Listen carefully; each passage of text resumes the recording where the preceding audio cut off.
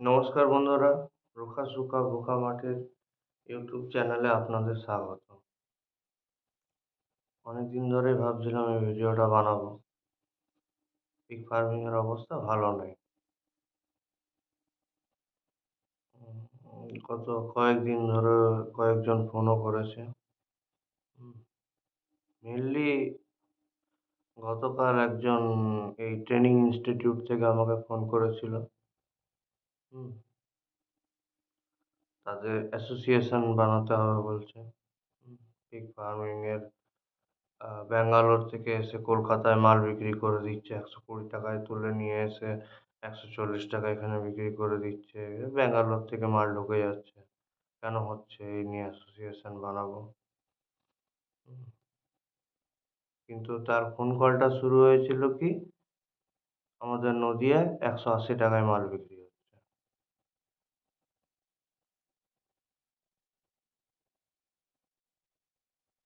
ও আমি যখন একটু চেপে জিজ্ঞেস করি তখন বলছে, "আপনি পৌঁছে দিন আমার নদীয়াতে, আমি ৳১৮০ মাল কিনে নেবো।" আমি যখন তারপরে আরো জিজ্ঞেস করি, যখন গিয়ে অন্য কথা হবে না তো? সাধারণত হয় যারা জানে আমাদের লাইনে।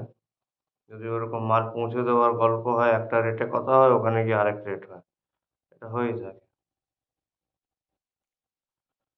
আমাদের এখানেই পুরুলিয়াতেই মানে মনে হয় না কোনোদিন এত শুয়োর ছিল বা এত মাল ছিল আরকি, যেটা এখন আছে। সেই অবস্থায় সে বলছে যে নদীয়াতে পৌঁছে দিলে ৳১৮০ রেট দেবো। সে জানে আমার ফার্মে পিগলেট বেশিরভাগ বিক্রি করি আর বর্তমানে মালও নেই কাটিং এর জন্যে। সে ফট করে কথাটা আমাকে বলে দিল। জানি না কিভাবে বলল। হুম? এতগুলো ফার্মার আমরা সবাই একসাথে কানেক্টেড আছি। আজকে ইন্টারনেটের যুগ। সবার প্রায় কত মাল বিক্রি করার আছে সংখ্যায় আমি বলে দিতে পারবো আমাদের এখানে। সে বলছে পৌঁছে দিলে ৳১৮০ পাবে। আমি বলছি, "হ্যাঁ, পৌঁছে দেবো।" তারপরে এই কথাটা হলো তখন হঠাৎ করে বলছে, "এখন এই আপনাদের অ্যাসোসিয়েশন না বানানোর জন্যে এইসব প্রবলেম হচ্ছে।" কথাটা এরকম হয়ে গেল। আর তারপরে তার কথা হচ্ছে কাটিং মাল মাংস কতয় বিক্রি হচ্ছে? আমার এখানে মাংস ৳৩০০ তেও বিক্রি হচ্ছে। মানে ২৮০ থেকে তো স্টার্টিং আছেই আমাদের এখানে। এর কম নেই। কাটা মাংস আরকি দোকানদার যেটা বিক্রি করছে। ৳৩০০, ৳৪০০, ৳৪৫০ অব্দি সময় প্রাইস যায় আমাদের। তো সেই পয়েন্টটা তুলছে। অত টাকা দাম আছে, তো মালটা তোমার জ্যান্ত মালটা অত কমে কেন তুলছে? লোকালয়ে প্রচণ্ড রোগ ছড়িয়েছে। জানি না মানে সেটা নিয়েও আবার একটা তর্ক হলো এএসএফ না এসএফ। আমি জানি না এএসএফ না এসএফ। লোকাল ছাড়া মালে একটা রোগ চলছে।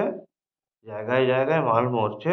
তো যার মাল মরবে সে এই যে যা হাটে যারা কাটে তাদেরকে অবশ্যই কন্ট্যাক্ট করবে। সে যে জঙ্গলে মরুক। মরা মাল যে অবস্থায় ও শেষ নিঃশ্বাস গুনবে তখনই ও ফোন নাম্বার যেখান থেকে হোক খুঁজে বার করে তাকে কন্ট্যাক্ট করবে। সে জলের দরে সেই মালটা পাবে। বাজারে যতই দাম থাকুক না কেন। যখন এখানে সাপ্লাই একদম জলের দরে আছে, জায়গায়, জায়গায় মাল মরছে, আমার বেশি দামে তো মাল কিনবে না সে।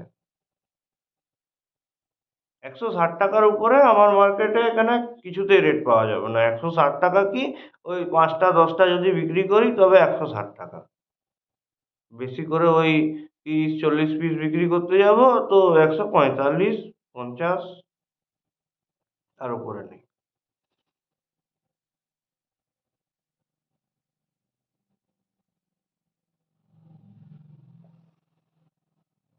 নর্থ ইস্ট মার্কেটে বিক্রি করতে গেলে ৪৫ এর উপরে বেশিরভাগ লোকই এখন পশ্চিমবঙ্গে প্রাইস পাচ্ছে না। কেজিতে লাইভ ওয়েটে।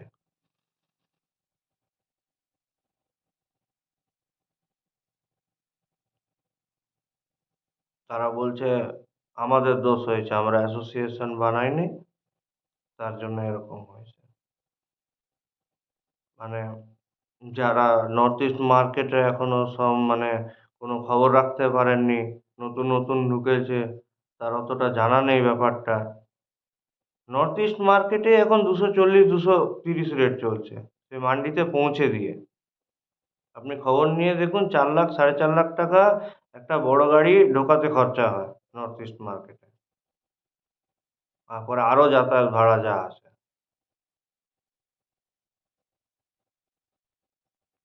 230-40 টাকা রেট চলছে। তারপরে ওখানে গিয়ে 4 দিন 5 দিনের মধ্যে মাল রেখে মরা আরম্ভ হয়ে যায়। ওখানে সিস্টেম কি, নিয়ে গেলাম মাল, ওই যে ওখানে যে মান্ডি বলছি আমি, ওখানে নামিয়ে দেবো। ওখানে খদ্দের আসবে আমার মাল কিনতে।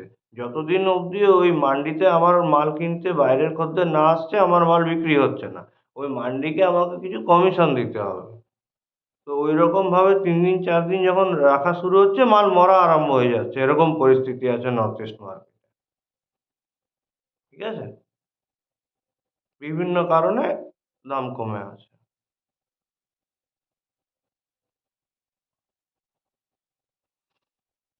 তো এরকম সময়েও তারা দাবি করতে চাইছে যে আমার এখানে একজনের ফার্ম করেছে, তারই আন্ডারে, তারই যোগাযোগে সে একটা মাল বিক্রি করেছে 200 টাকায়, আরো 10টা মাল নেবে।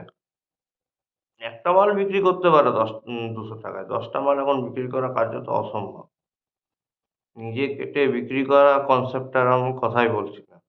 এইভাবে তুলে দেওয়া মালটা জ্যান্ত।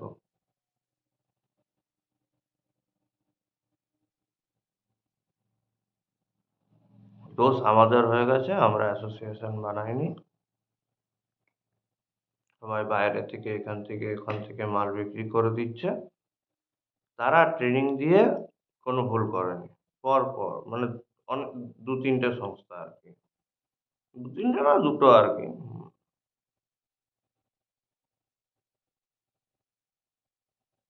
সেই সময় সবাই ওই দলে যোগ দিয়ে দিল। একতরফা একচেটিয়া মার্কেট করে নিল। খালি লাভ আর লাভ, প্রফিট আর প্রফিট। প্রফিট ছাড়া কোনো গল্প ছিল না। একটা একটা ভিডিওতে নেয় কোটি কোটি টাকা লাভ। ট্রেনিং এ আমি জানি না কি করাচ্ছিল তারা।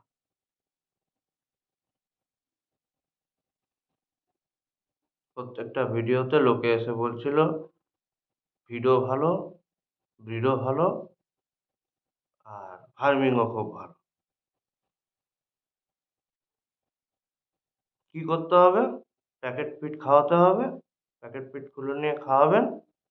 হুম? কোনো রোগ বিরাম থাকবে না। অবশ্যই প্যাকেট ফিড খাওয়ালে শুয়োরের সেরকম কোনো প্রবলেম থাকবে না। প্যাকেট ফিড খুলে খাওয়াবেন। 8, 9, 10 এর এভারেজে বাচ্চা দেবে। আর প্রফিট হিসাবে মানে কি বলবো, 100%, ১০-১২ হাজার টাকা লাগালেন, ১০-১২ হাজার টাকা কামাবেন। ৮ হাজার টাকা তো আছেই হিসাব মতো।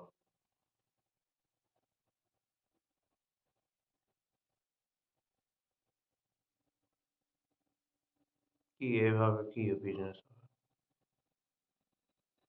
প্যাকেট ফিড খুলে খাওয়ালেন, আর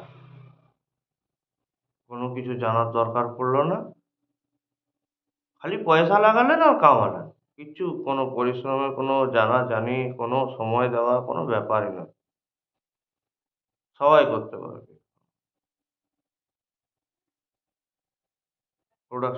প্রোডাকশন কস্ট কিভাবে কমাবেন, ম্যানেজমেন্ট কি করে করবেন, ধীরে ধীরে বাচ্চার লিটার কি করে বাড়াবেন। ফিড বানানো কেউ শিখলো না। কেউ না।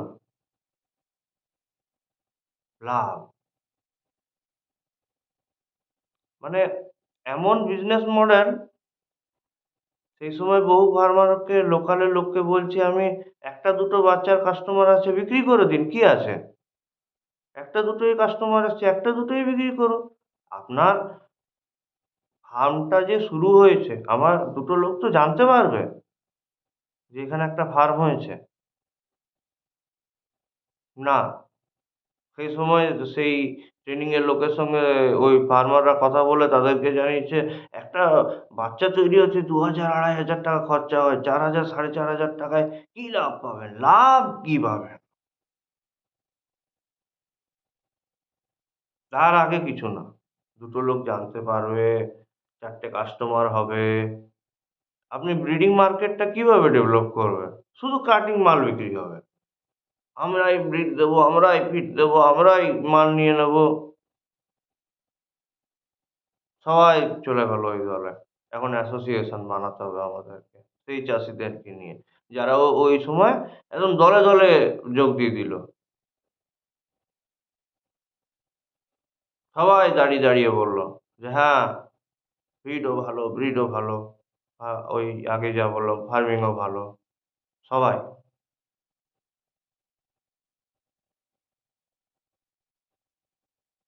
আমিও একটা ভিডিওতে বলেছিলাম যে, "হ্যাঁ, ঘরে বসেই আপনি ৳২০,০০,০০০ কামাতে পারেন।" হ্যাঁ, সেই সময় পরিস্থিতি তাই ছিল। কিন্তু তা বলে এই নয় যে মানে কি বলবো? পয়সা লাগাও আর কামাও। কিচ্ছু নেই এটাতে আর। কোন শেখার ব্যাপার নেই, কোন পরিশ্রমের ব্যাপার নেই। মার্কেটে কোন আপ অ্যান্ড ডাউন নেই, লাভ লস নেই, কিচ্ছু নেই। শুধু কামাবে। কোটি, কোটি টাকার ইনকাম কোটি, কোটি টাকার আছে ঠিক আছে। কিভাবে? প্যাকেট ফিড খাওয়াবো আর বাচ্চা প্রোডাকশন। আমরা যখন এসছিলাম পিগ ফার্মিং এ তখনও এরকমই গল্প ছিল আজকের মতো। প্যাকেট ফিড খাইয়ে আপনার পড়তা হবে না পিগ ফার্মিং এ। মাঝে এএসএফ ঢুকলো পুরো ইয়েতে দেশে মানে ফার্মের পর ফার্ম খালি হয়ে গেল। আমি যার ব্রিড নিয়ে চালু করেছিলাম বিএস রান্ধাওয়া, সেও একদম শেষ হয়ে গেল প্রায়। মানে পুরো পিগ ফার্মিং এর জেনারেশন চেঞ্জ হয়ে গেল কার্যত।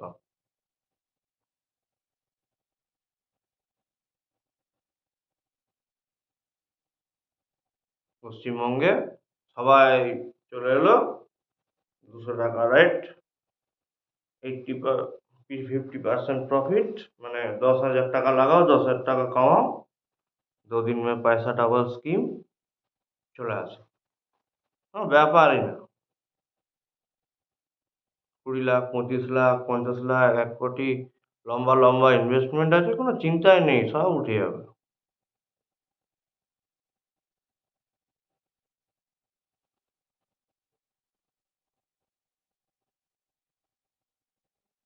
আজ বাজার ডাউন হয়েছে।